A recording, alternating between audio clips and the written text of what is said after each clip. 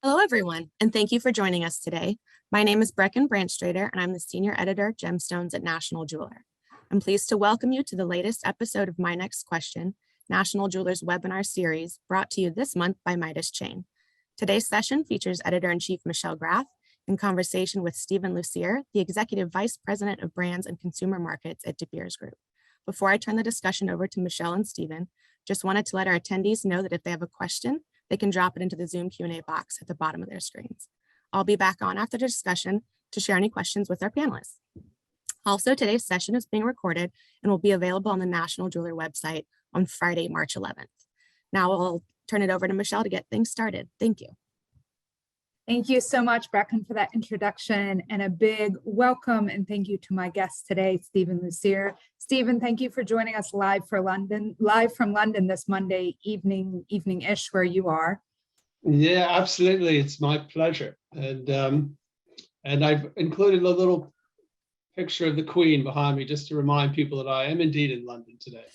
Well, it's great looking, and I love your wallpaper on top of that.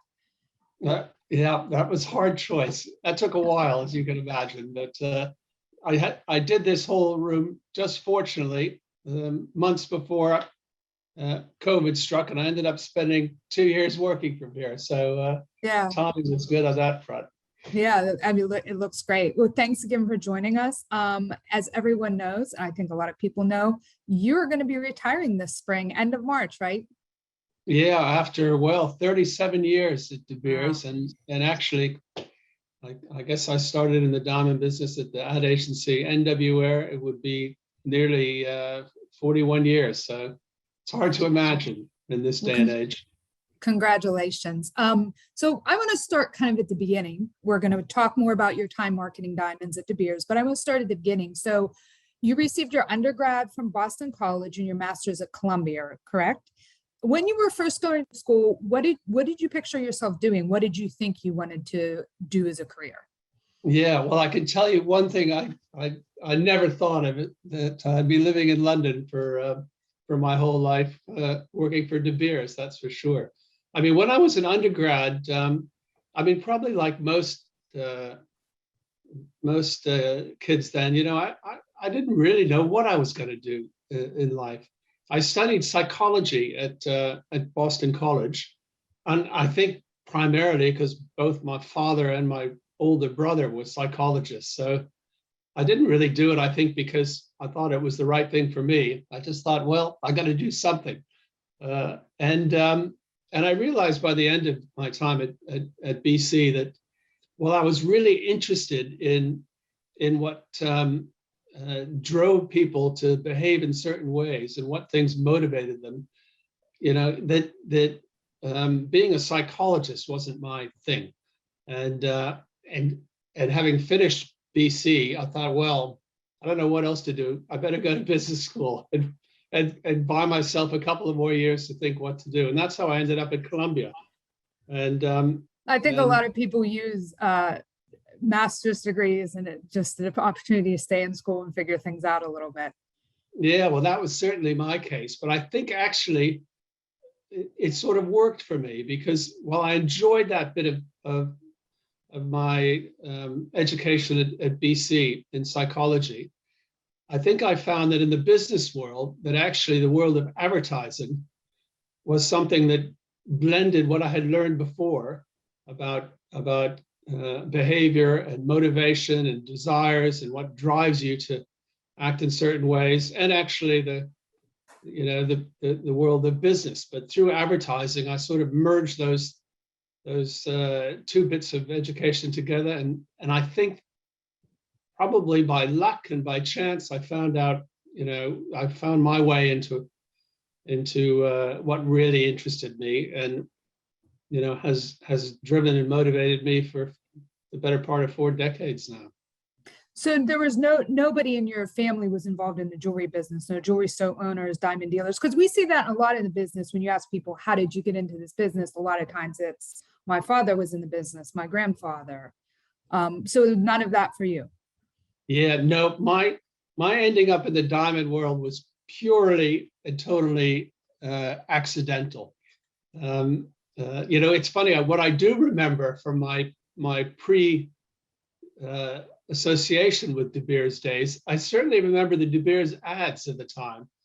And, a couple of them I could probably redraw. I mean, there was this wonderful ad for a Diamonds for Men bracelet. I can remember it like it was yesterday. It was a man's hand on a gear shift with a driving glove and a black onyx bracelet, like an ID bracelet with a diamond in the middle. And I still remember that ad, and I never saw it when I worked at De Beers.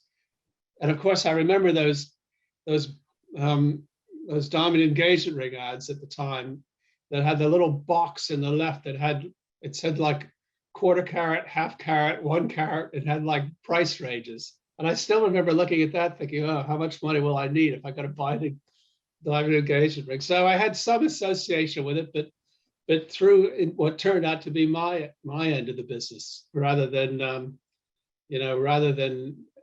any actual commercial experience in the world of diamonds. Interesting. Well, you still have a month left. There's still time to get that driving glove ad back into circulation.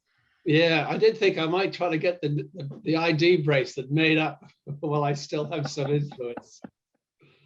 So you mentioned you started at NWA in New York, which was De Beers' former ad agency here in the US. How did you end up there? And what did you think when somebody says, okay, we're going to hire you and you're going to be on the De Beers account? Because I would assume NWA did accounts for lots of different products. What did you think when they said, okay, you're hired, you're going to work on the diamonds account? Yeah, it's an actually an amazing story in a way how random events in some ways can have such an extraordinary impact on one's life. And when I joined NWA, straight out of Columbia Business School, I think I had a weekend off between when I finished my last exam and my first day at AIR. But I joined in what was called the Management Development Program. So Okay. Usually when you join an agency, once you're on in your career, you join it to work on a specific account. You're recruited into work at that account. But in the Management Development Program, we were just brought in. And the idea, I guess, was to rotate you around. But on the Monday, I had to go the first day and find out what account I was being assigned to. And I can remember it again like it was yesterday. It was a gentleman named Stu Minton. He was like must have been the executive vice president for a number of accounts. And I had to go into his office. And I remember sitting in front of his desk, and he was sitting on the other side, and behind him were these bookshelves. And on the bookshelves were the products that were in his responsibility within the wider AIR group. And it's funny, I remember looking at the shelf, and he was sort of going on and on before getting to tell me what I was going to do. And I remember seeing like a big, huge plastic diamond on the shelf, and I thought, oh, that must be De Beers, because I knew they had the De Beers account. But mostly, what I was focused on was this blue box of Kraft macaroni and cheese. And I remember thinking, oh, please don't be the macaroni and cheese for my first job. And eventually he said, oh, we're assigning you to De Beers. So I didn't really think, oh, great, De Beers. I said, thank God, not the cheese. and then off I went. And then the Tuesday I had to report to the De Beers account and find out what this world of advertising was all about. And learn my craft. And that's where it started. No pun intended, learn your craft.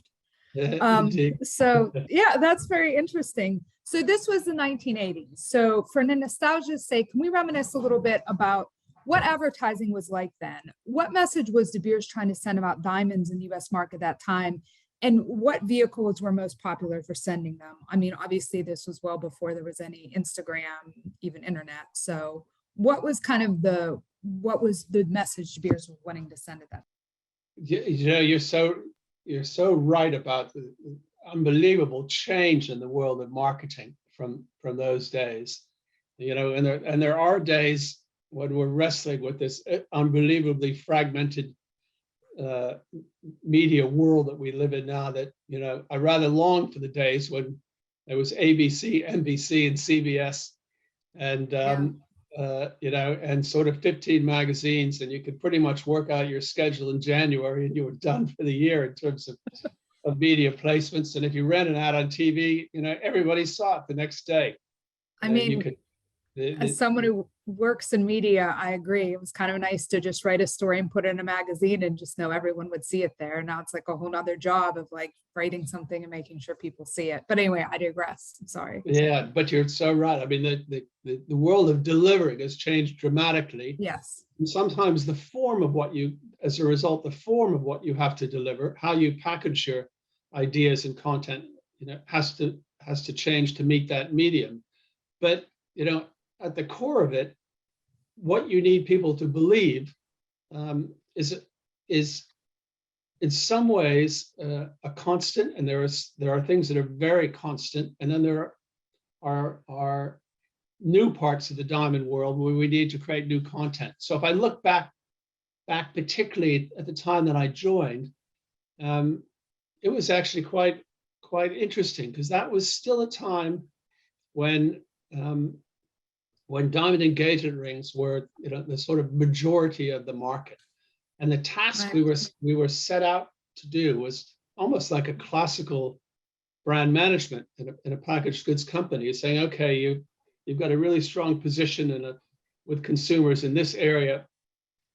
How do we create like a brand extension? And the goal obviously was to expand ownership of diamonds from owning the one piece to generating the idea of getting and celebrating multiple times throughout one's life in order to grow the market. And it was a relatively simple idea, saying, well, if diamonds are seen as the ultimate symbol of love and commitment when you get married, it's not the only time in your life you want to express love and commitment. There are times throughout a couple's relationship that's really a powerful idea. And so really we were just packaging then that basic idea of love and commitment and thinking, okay, how can we extend that? And so the first thing I really remember consciously was the diamond anniversary band. Oh, yeah. Which and the line, it was something to the effect of, show her you'd marry her all over again. So that's like classic marketing. It's taking what you're known for, the diamond at the time of marriage, and extending that use to another time when you want to express that. And the line sort of summed that up. And I think at the time, the Arapa mine in Botswana had just coming on stream. So there were quite a lot more smaller diamonds. So the diamond anniversary band was quite a useful product for moving more volume of smaller diamonds. So, I mean, that to me is still quite constant in the diamond world even today, that the diamond's ability to stand apart from other luxury goods because of its ability to communicate both to the giver, the receiver, and the society at large about this symbol of commitment, its symbol of love. All the things, to be honest, that a diamond is forever summarized at that time. Eternal commitment, eternal elegance, and eternal value. All summed together. So we got to find entirely different ways of engaging people with that through the new media. But right. The core of that idea, I think, remains as powerful now as it did 40 years ago. And I mean, that's why De Beers is resurrecting still uses "A Diamond is Forever" and has never kind of let it go, let it be licensed out beyond the company. It's a great slogan. I mean, it was voted the ad slogan of the 20th century, I believe, correct? And I mean, you're right, like that's the core message and it remains. So I want to ask a follow-up question to that. You mentioned the diamond anniversary band. Would this also have been around the time of then the 3-stone ring and the right-hand ring? Did all those ideas kind of come together? Yeah, I mean, it was within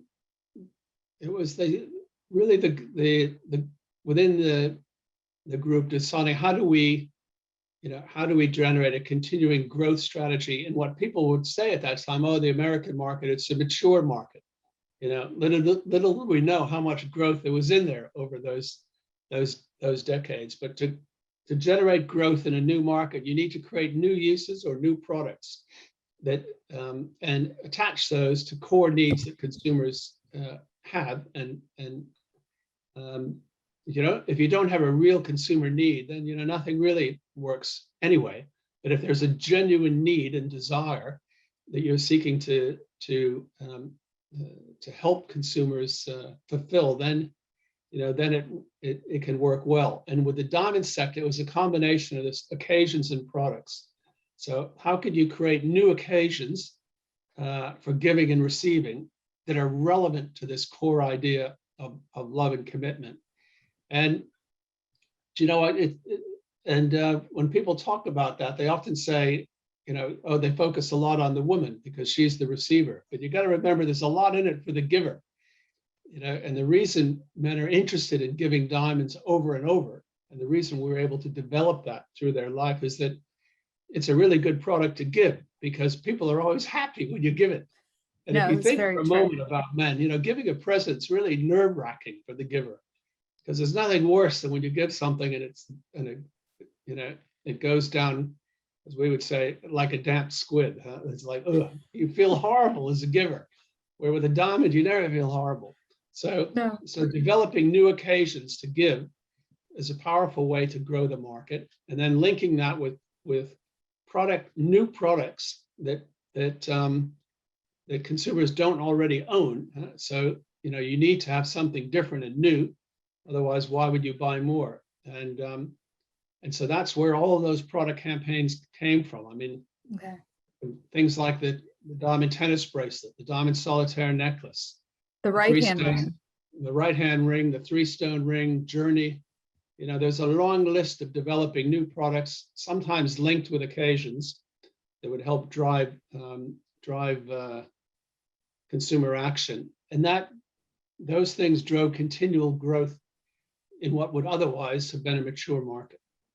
It's so interesting you brought up the point of men choosing diamonds because they know it's, as a gift, it's always going to be well received. And that's something we've talked about multiple times when we're kind of parsing the almost unprecedented growth in the jewelry market and here in the US, and diamond jewelry, particularly 2020 and 2021. I mean, just incredible growth that no one saw coming. And that's the kind of point we all keep coming back to, is that in uncertain times, people fall back upon gifts that they know are going to be well received, that are classic, and that, evoke feeling in people. And that is why diamonds have done so well. Like jewelry has done well in general, but as you know, as most of our listeners know, diamonds have had a really exceptional couple of years. And we're going to come back to that, though. I don't want to throw the conversation off track. So we're going back, we're in the 80s, you're doing the anniversary band, you're learning the industry. And then this opportunity comes up for you to move from NW Air to De Beers, which I don't think a lot of people did, correct? And then to relocate from New York to London. And what was that like for you? Did you like living in London? Was this the 90s by now? Did you like living in London and working for like a quote foreign company? Yeah, it was, I often sit back and wonder, why did I do that? Because, I could have had a very successful career in the advertising business. And in the end, within the advertising business, you work on all sorts of clients, and that's the usual path for people in the ad world. And you could have been Don Draper. Well, maybe if I knew that, I would have stayed. Anyway, but it's interesting. When I told my father, I remember ringing my father to say, "Oh, I'm moving to London to work for De Beers."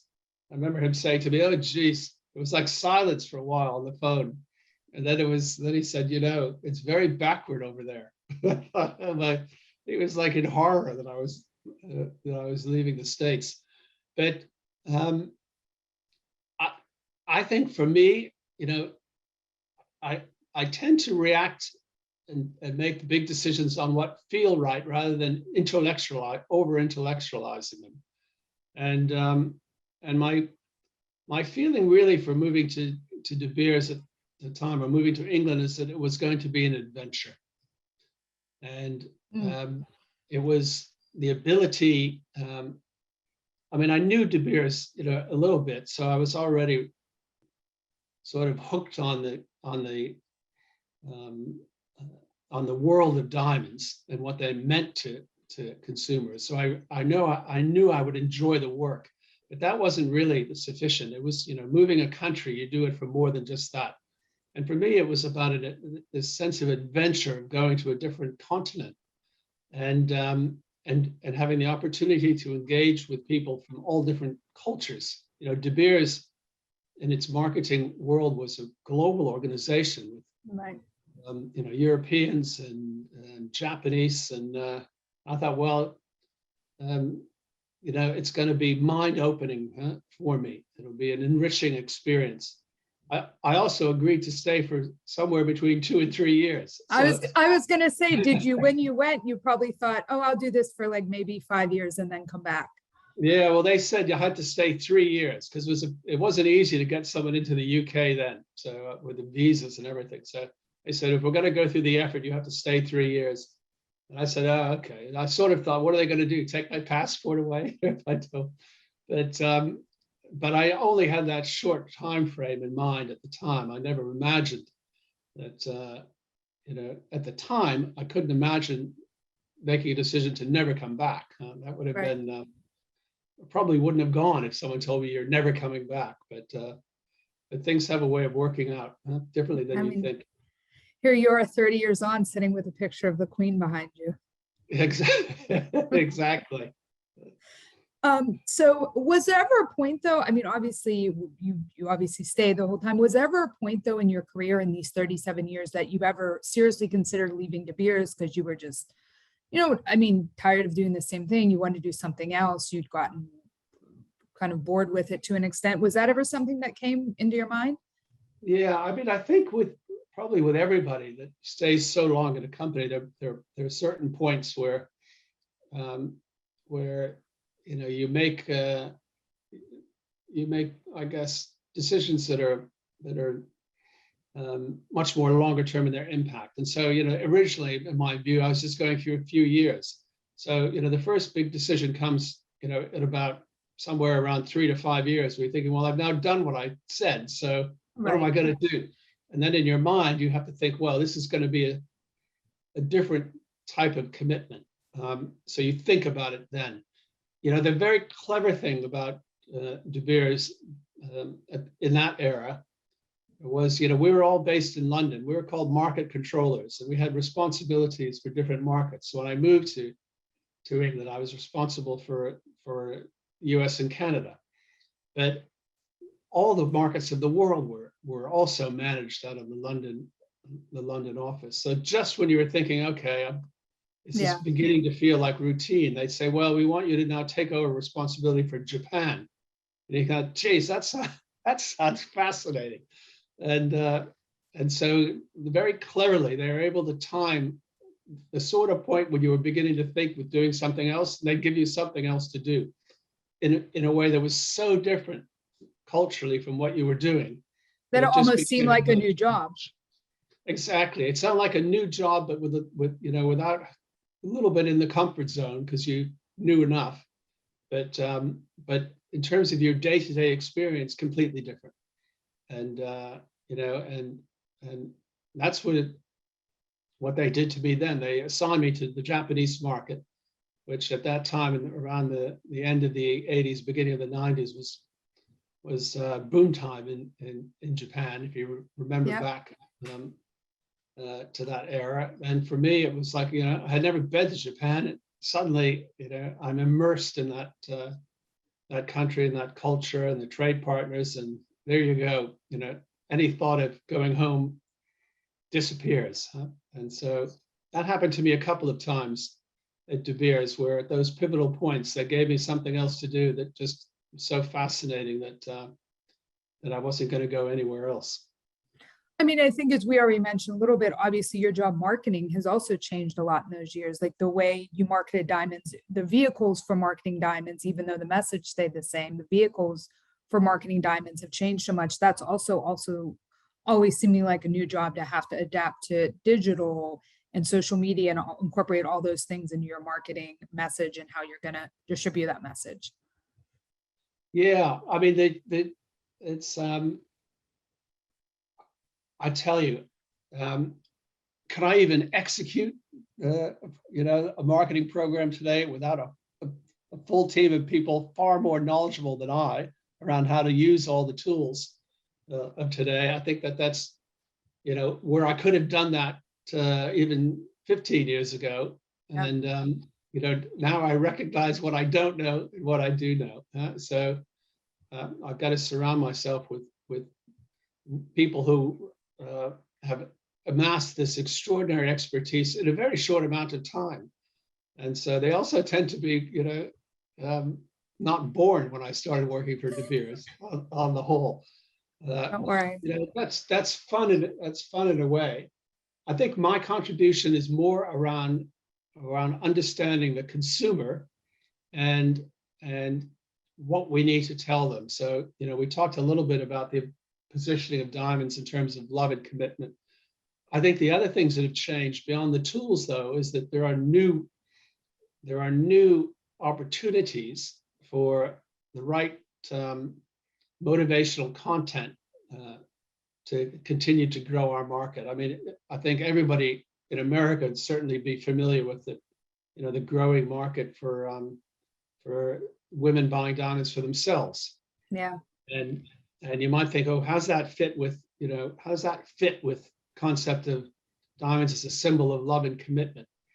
But I don't think it's that far, to be honest. I think that the reason why people give diamonds for these important moments in a relationship and a symbol of love and commitment, but they're also used to mark important moments in that relationship.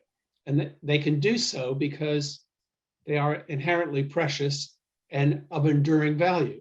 So the reason why you mark important moments with something that are precious to you is that you expect them to endure and be precious in a decade from now, or 20 years, or 30 years, or onwards. Otherwise, it's hard to mark those moments. And in a women's self-purchase world, I think that's what it is. I think that, again, if you look at the more detailed insights that women buying diamonds for themselves usually do it, there's usually some trigger event in life that triggers that purchase. And the reason they choose diamonds is quite similarly that they want to mark that moment with something precious and enduring. I mean, it's true of jewelry in general, and I think particularly diamonds specifically. And so that concept is not that far away, but that's a new, we need to harness that. Diamonds are symbolic. They're not just decorative. It's not just not another luxury purchase. They have to have this symbolic meaning, which is about their ability to be, eternally elegant and eternally marking of the moment. And then most lately, I think it's about, the word we use the word values, but particularly in the branded world, but also I think in the diamond world, it's how wearing our product now is also a symbol of sharing values with the brands that they come from. And that's a new, that to me is, even in the last 5 years, is something that's emerging as a powerful motivator. So in some ways, things stay the same. In other areas, they're all different. And that's what keeps, I think that's what keeps the whole world of diamonds marketing and communicating so engaging. And I mean, I think to go back to what you said about women buying diamonds to mark occasions for themselves, I think if you asked any woman to open up her jewelry box, she could tell you where, I mean, more broadly, any of her jewelry is from. She could tell you, I got that on a vacation. I got this for this occasion. Somebody gave me this from here. Like, women generally know where all their jewelry came from, where I don't think the same could be said of every pair of shoes, every handbag, every scarf, belt, etc. And I mean, I think, right, when you buy yourself a diamond for something, you don't forget why you bought that ever. Yeah, and I think it's because it has an inherent preciousness and personal meaning. And personal meaning can come from gifting, or it can come from buying.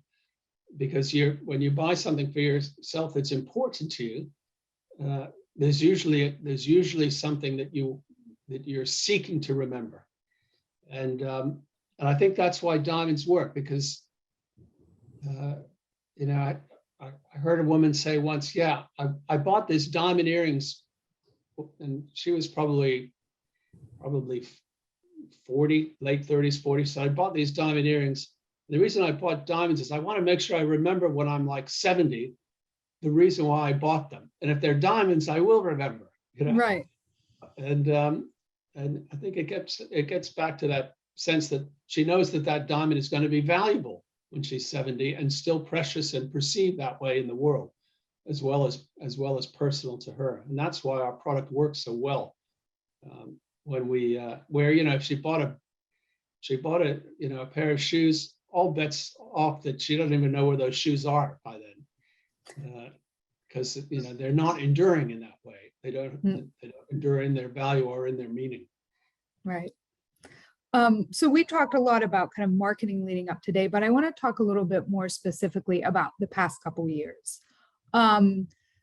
Obviously, I would guess that these have been some of the, I mean, for many people, some of the most challenging in their careers. So last couple of years specifically, obviously first with COVID, and now with what the industry is facing with the situation in Ukraine and the impact on Russia, Rosa, and the diamond supply market. So in your career, could you have ever envisioned anything like what you have experienced the last couple of years? And I mean, would you say hands down, that has been the most challenging period of your career? Yes, I think, you know, one thing I love about corporate environments is we have these things called risk logs. I can't tell you how much time and effort goes into, quite rightly, you know, mapping all the risks that face the business, developing mitigation strategies to reduce the risk, and then feeling super comfortable that you've got everything under control no matter what happens. And then you get these risks like we've seen in the last few years that appear nowhere on any risk log, and never would, of which there are no mitigation strategies in place. And that's what everybody would tell you. We interviewed one jeweler who owns a jewelry store in the chain of jewelry stores across the South, and he said, never in my entire career did I ever foresee dealing with something this, or how I would have a strategy for something like this. I mean, it's exactly what you're saying. Yeah, and it's you know, it's funny when you say the hardest, because I have this trait, and I don't know if it's a good trait or a bad trait. It's probably good for my mental sanity, but I tend not to remember things that are bad when I look back. You know, I remember lots of things that were good, and I can vaguely remember there were times where I thought this is like a nightmare, but I can't really remember what they are now. And I could give you, you know, lots of examples of really great moments. So I have this way in my memory of the really hard stuff falls away. I think what made this this past couple of years, I think, so challenging was, yeah, we were faced with the scale of impact beyond imagination. I mean, there was a couple of months in the spring of 2020 where everything was shut. The mines were shut, you know, the Indian cutting centers were shut. 90% of the retail stores in the world were shut. And there's no contingency plan for this. What if everything in the world shuts down? There's no plan for that. And it was like, you know, a combination of, you know, it's like, oh my God, what do we do now? Where the other half of you says, well, you know, we just get on for planning when it ends, because the one thing I knew with certainty is that the demand for diamonds would return, and I felt that intuitively that there was an opportunity for them to return strongly, and we touched on this briefly before, because I think in times of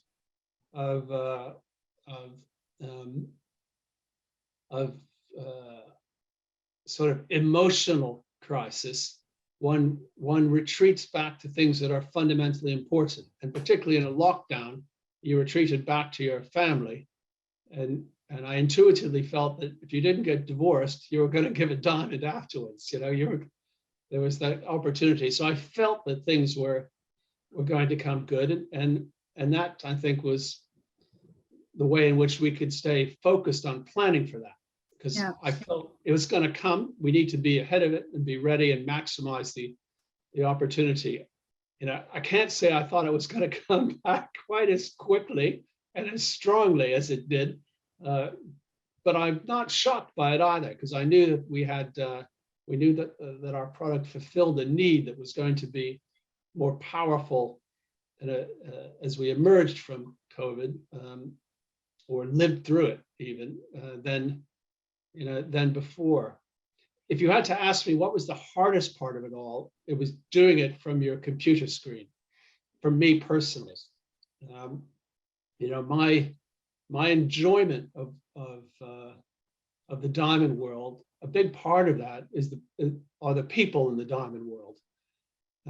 We've got a sort of extraordinary collection of unique personalities, individuals, cultures, and personally, I take the joy, and I think, to be honest, my own effectiveness is when I'm with people, not looking at on a screen. So it was really exciting for the first month when it was all completely new and we were all learning how to use Teams and Zoom and the rest of that world. But then I was really, it was like, how can we motivate our teams around the world to stay focused on the opportunity that we have when we're not benefiting from the engagement with ourselves and our partners around the world. So I think that made this one really hard, and I think we drew on reservoirs of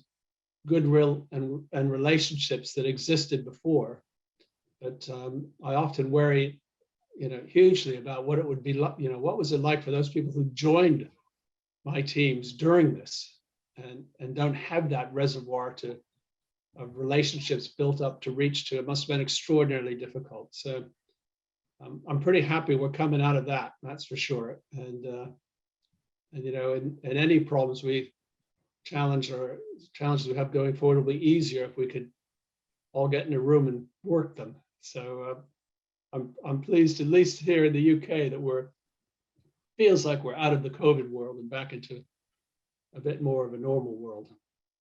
Yeah, it definitely is getting to feel like that in New York too. They've begun lifting mask restrictions, and I believe starting today, you no longer have to show your vaccine card to go into places.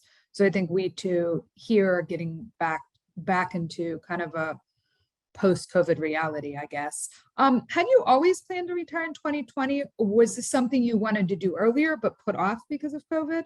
Because I feel like I've seen a few retirement announcements lately, and I'm wondering if these were retirements that were going to come before COVID, and then people kind of put things off because they didn't want to leave in the middle of a crisis. Yeah, I mean, I'm 65 this year, so it seems like probably not an irrational time to step back. But no, for me, it's, I guess, I wanted to try to get the timing right, and for me, the timing right meant at what point in the development of the De Beers strategy for for the consumer marketing, were we at a place that it was the right time to get new leadership, both for myself to be able to step back, but also thinking forward to the future. And I started thinking about this a couple of years ago, but we just weren't in the right place with our development of our strategy, what's called the One De Beers strategy. And we outlined that strategy in sort of broad strokes at the JCK show last year. So for me, that was a sort of marker that, okay, we know, we know where we're headed in this next decade, and how we're going to navigate through in the interest of ourselves, our clients, our partners, and the industry as a whole. And once you get there, you don't want to leave before that because you feel like you're not handing, the roadmap to your successor. And if you stay too long, it's not good for the execution of that because you want someone to be there to see it through for the next 5 to 10 years. And that's not going to be you. And so Yeah, it makes sense. you need to find where that point in the process is. And I think let's hope, knock on wood, I timed that well. I guess if there's anything about COVID and probably why you see more people changing. Some would have delayed, but also it was a pretty hard way to work. It wasn't a much fun way to work, and I'm sure Right. that a lot of people who were in roles where the governments were advising us to work from home, it's half the joy of working is the joy of interacting with people, both on work things, because it's a lot more exciting to do it together and more motivating to do it together, but also like the non-work side of work. It's just fun with people. If you're surrounded by people that you like and respect, it makes it more fun. So in some ways, working from home just extracted all the fun part out. Yeah.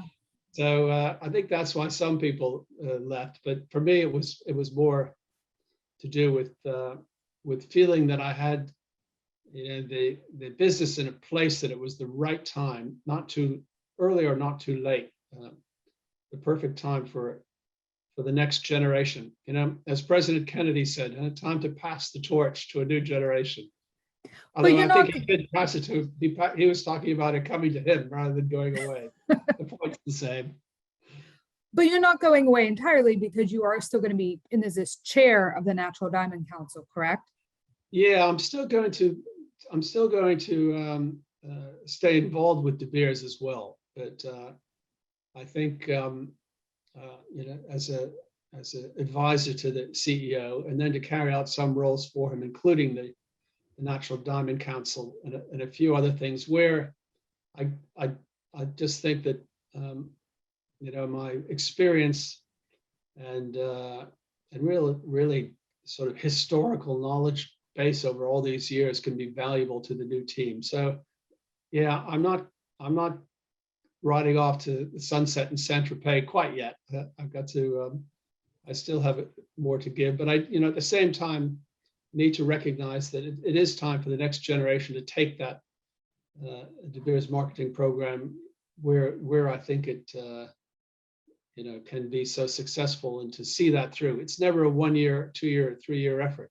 In the diamond world, you need to stick with things at the long term, in part because the purchase cycle is long. So you need to be consistent and focus for longer than perhaps in other product categories that are rapidly changing. And that's why it's important to have the sight that these leaders are going to be with De Beers and the industry for some time to come.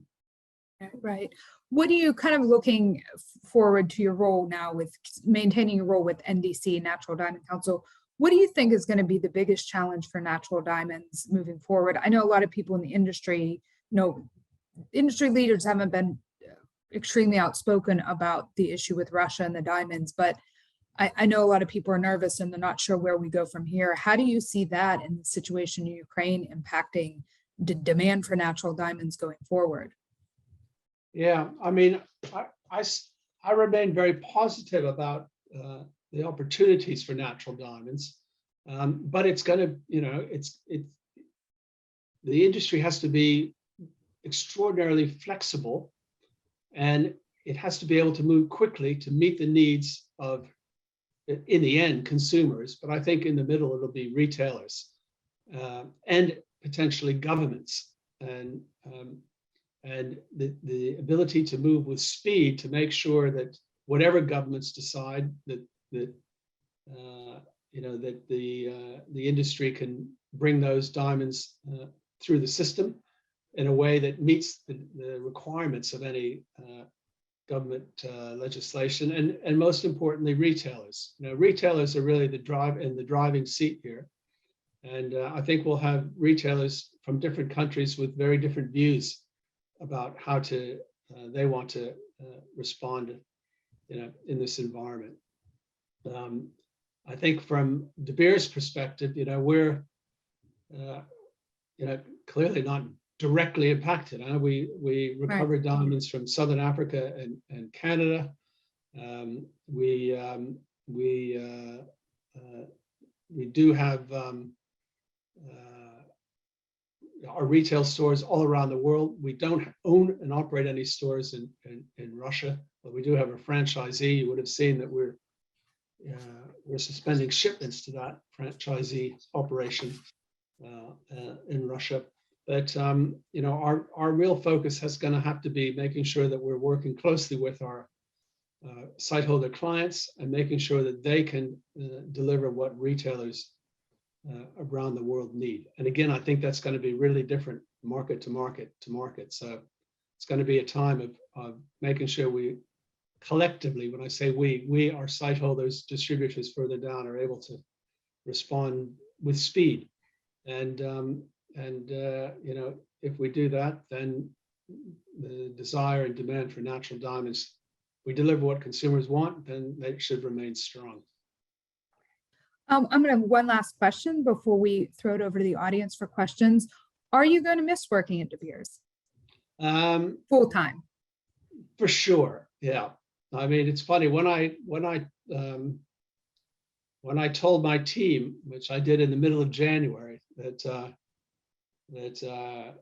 I was leaving. I had known I was leaving and I knew the date for the better part of 4 or 5 months. So to me, it wasn't a surprise. We carefully picked the time to announce it, so there was a relatively short time between when they heard and when I was stepping back and my successor was ready to go. So for me, it was old news. Huh? But once you have to tell people and you see all their faces in front of you, and then you feel the genuine affection that people you've worked with a long time have, then it became quite hard. Even though rationally, I knew it was the right thing for me and the right thing for De Beers. It's a whole different thing when the emotions kick in. So yes, for sure. And if you have to ask me, most of all, what would I miss? It will be, the daily interactions with my team and teams around the world, and with my partners in the industry, because it's a fun industry, and the people are fun. I think one of the reasons I've stayed in it so long is that, if you step back and think about what we do, we're extraordinarily lucky. We're involved with the most sort of joyous and happiest moments in people's lives when they give a diamond. I'm often quite jealous of people who work as retail salespeople, because they really see it. They're right in the middle of these wonderful moments in people's lives, and I'm a bit further removed from that, but I still, have to seek to make that connection that make you feel really good about what you do. I think that's why we have the nature of the people in our industry that we do, because they're attracted by that fundamental joy and happiness that surrounds. So that I'll definitely miss. Not so sure I'll miss my monthly budget reviews, though. I think I could do without those. Yeah, I mean, yeah, I could definitely see that. Well, I'm sure if you're jealous of people who work in the stores, maybe you could probably get a jewelry store job part-time in your retirement. Well, that's a good one, because I think you're qualified. I think someone would hire you. I may suggest that to De Beers Jewelers. We'll see what they think. Let us know. Stephen, thank you so much for joining us today. I'm going to toss it back to Brecken, and she has some questions from the audience for you. Thanks, Stephen and Michelle, for such a great discussion. That was so much fun to listen to. Just as a reminder to our audience, you still have time to drop questions into the Zoom Q&A box down below. I'll give people a few minutes to enter their questions while I share a word from our sponsor, Midas Chain. Midas is the industry leader in chain and gold fashion jewelry. Their collection of push lock, paper clip chain, and other customer favorite styles are in stock and ready to ship. Learn more at midaschain.com. Now I'd like to get started with our listener questions. So first question for you, Stephen, is can you recall a major business misstep that you made and what you learned from it? Gosh, I can probably recall more than I would like to admit when I think about it. And I guess there's a few lessons that are probably broadly applicable to any of them. And for me, most of the things we've got wrong is by thinking too short term. They could be new products that we developed, or new entry strategies for markets we hadn't been in before, and you try to tap somewhat seems like a really good short-term opportunity, but diamonds aren't short-term, and the consumer consideration for diamonds is long. The repurchase cycle, as we said, is long, and you need to develop multiple users. So you need to be, if you're going to go into something, you need to be committed, to it for 5 years, 10 years, not 1 year looking for return. So when I wasn't thinking long term enough, I would have made some errors that I would have done differently if I had again either not enter unless I was prepared to stick it out for longer, or in some cases giving up too early on things that clearly would have succeeded if I had stuck longer. So, and I think that's probably particularly true of our sector, because things it's not an instantaneous purchase. It's a considered purchase, and that takes longer, and you need to give things longer to succeed. Oh, absolutely. Great point. Thank you for that. What's something that has surprised you in jewelry in the last 3 years? Surprised me in the last 3 years. Last 3 years has been full of surprises. The biggest the biggest one of which I think would be the unbelievable speed with which consumers returned post-COVID, and in the US in particular would be a great example of that. If you looked at the mines were still closed, the cutting centers were closed, but the retail business kicked off even before the stores could fully open. And it started with e-commerce. That surprised me. The speed with which consumers started buying diamonds in the e-commerce world. And then it really surprised me how rapidly the consumers came back, even as the stores only partially opened.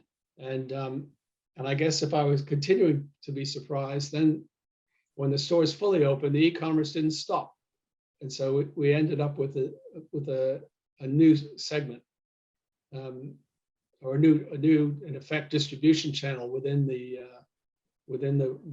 diamond world that we didn't have anything like developed before. So I think the way in which consumers behaved was full of surprises from like June 2020 onwards. Yeah. June, even through December of last year.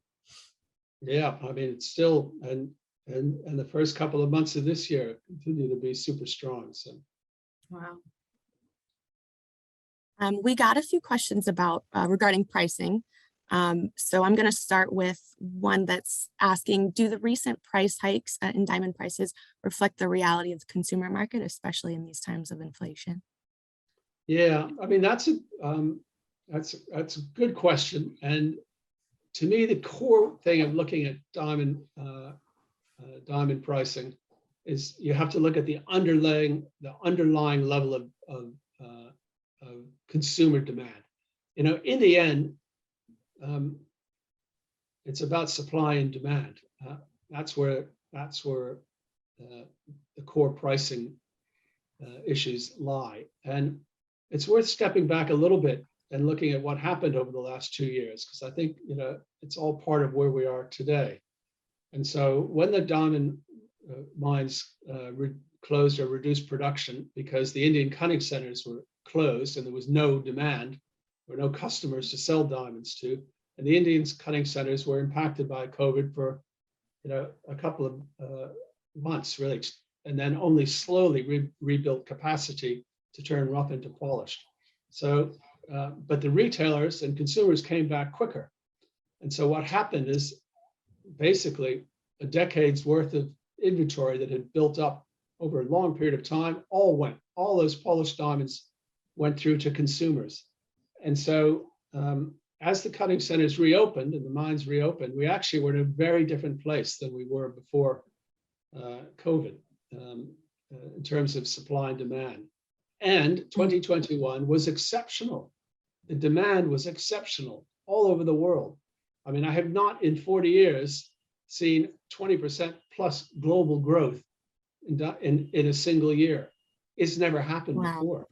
So we've had this period of really strong consumer demand, and that connects directly now. There isn't all that excess inventory, so it pulls directly on new production, and that's, I think, my own opinion, driven genuine sustainable increase in polished prices, which we've all seen in the marketplace. Now, that's always the key to me going forward. Is it based on genuine consumer demand pulling those diamonds through?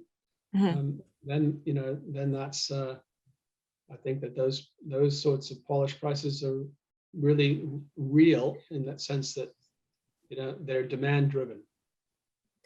Yeah. And I think, Stephen, sorry to interrupt, but one thing I mentioned, I interviewed you early on in the early days of COVID. I want to say probably April 2020. I don't know if you remember this or not, but you talked about the challenges of closing and then restarting mines. It's not like turning on and off a light switch.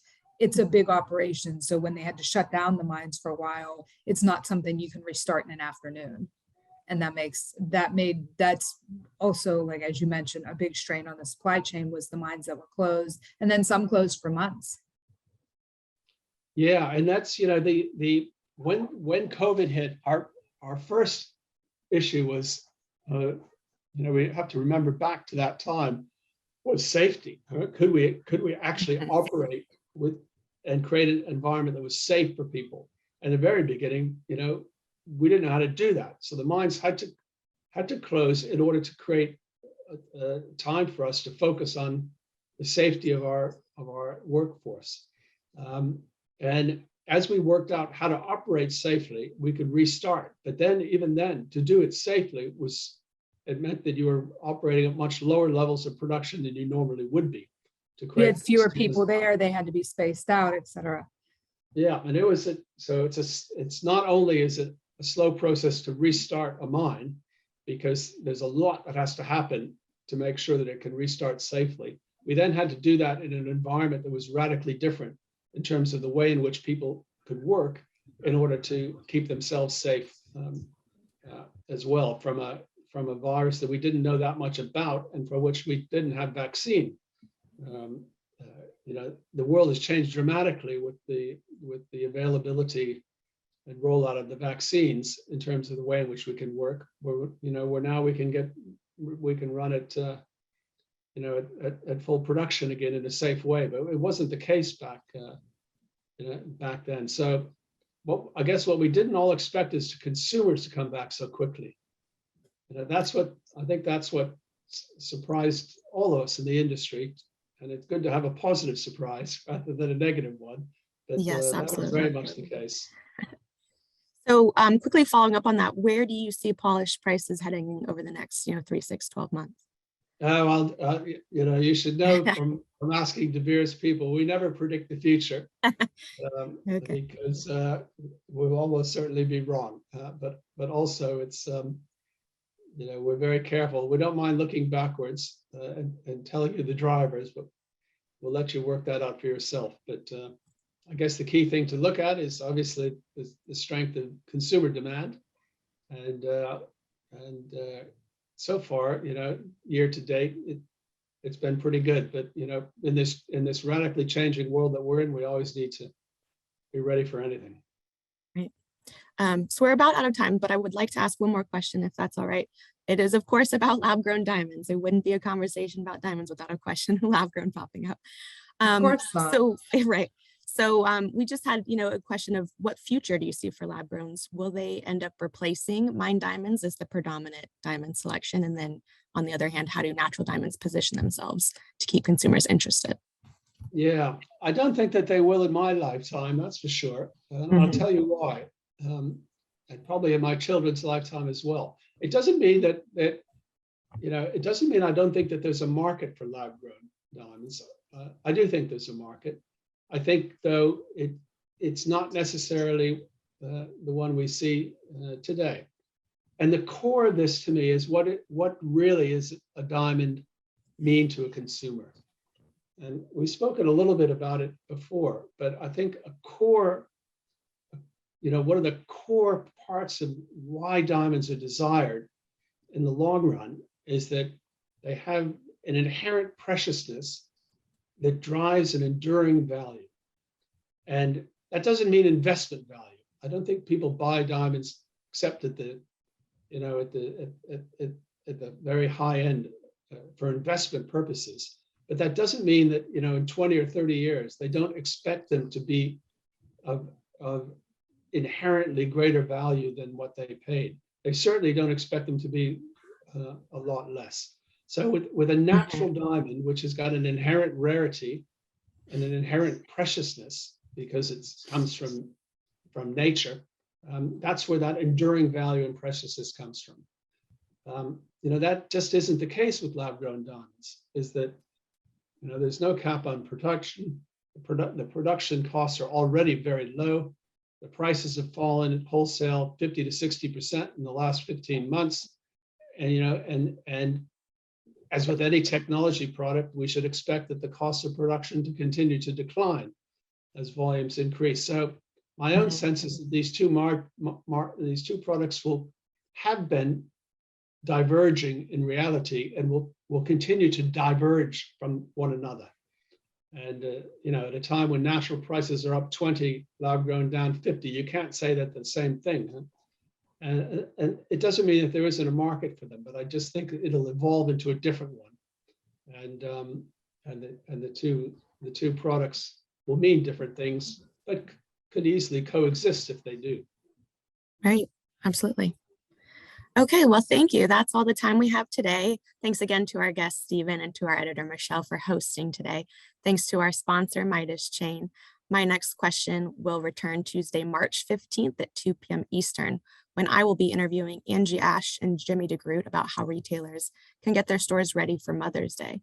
The registration link for that session is available in the chat now. Thanks again for joining us today, everyone, and please take care. Thank you. Thank you so much, Stephen. Thanks, everyone. Bye-bye. Thank you. Bye-bye. Bye-bye.